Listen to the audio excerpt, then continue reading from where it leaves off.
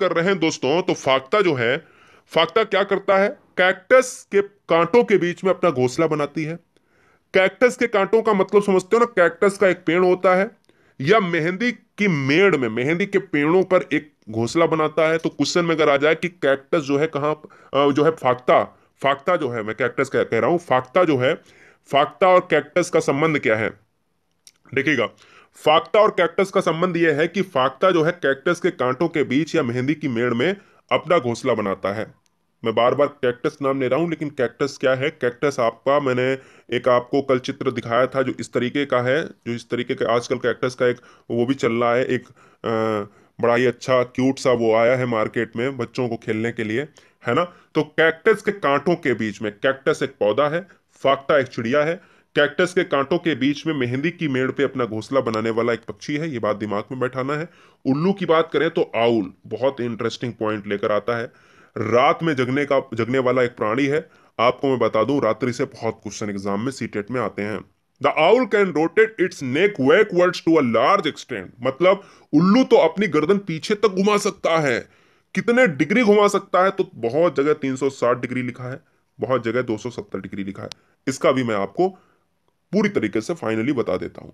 उल्लू की आंखें मनुष्य की तरह सीधी होती हैं, बहुत सी पक्षियों की सीधी नहीं होती हैं। एकमात्र ऐसा पक्षी होता है, एकमात्र ऐसा पक्षी होता है जिसकी आंखें सीधी होती हैं मनुष्य की तरह। मनुष्य की नाक बीच में, उल्लू की नाक बीच में। मनुष्य की आंखें राइट लेफ्ट में, उल्लू की आंखें राइट लेफ्ट में। ठीक है ना? उल्लू की आंखें मनुष्य की तरह सीधी होती हैं। उल्लू सुनसान जगह में और सूखे पेड़ों में अपना घोंसला बनाता है। सुनसान, जी हाँ बिल्कुल। भूत प्रेत, भूत प्रेत आपका एकदम से याद आ रहा होगा। उल्लू जब बोलता है रात में ना, तो आपको लगता है अरे कोई भूत है क्या, है ना? तो उल्लू की आंखें मनुष्य की तरह सीधी होती हैं। उल्लू सुनसान जगह पर अपना घोंसला बनाता है।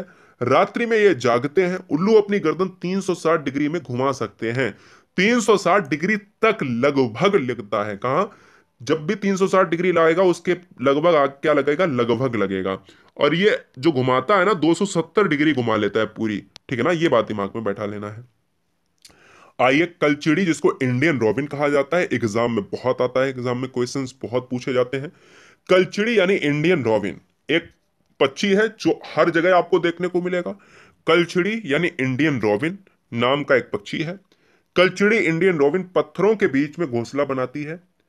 घोंसला घास से बना होता है, उसके ऊपर पौधों की नाजुक टहनियां, जड़ें, ऊन, बाल, रुई सब बिछा होता है, बड़ा एकदम से डबल बेड, है ना?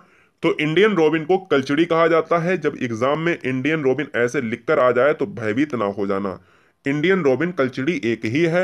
यह हमेशा पत्थरों पर, यही एग्जाम में आएगा, पत्थरों पर ऑप्शंस में देखने को मिलेगा, या क्वेश्चन में ऐसे आएगा पत्थरों के बीच में अपना घोंसला का निर्माण करने वाली चिड़िया का नाम या पक्षी का नाम क्या है? तो आंसर इंडियन रॉबिन हो तो ठोक देना, या कलचिड़ी हो तो ठोक देना।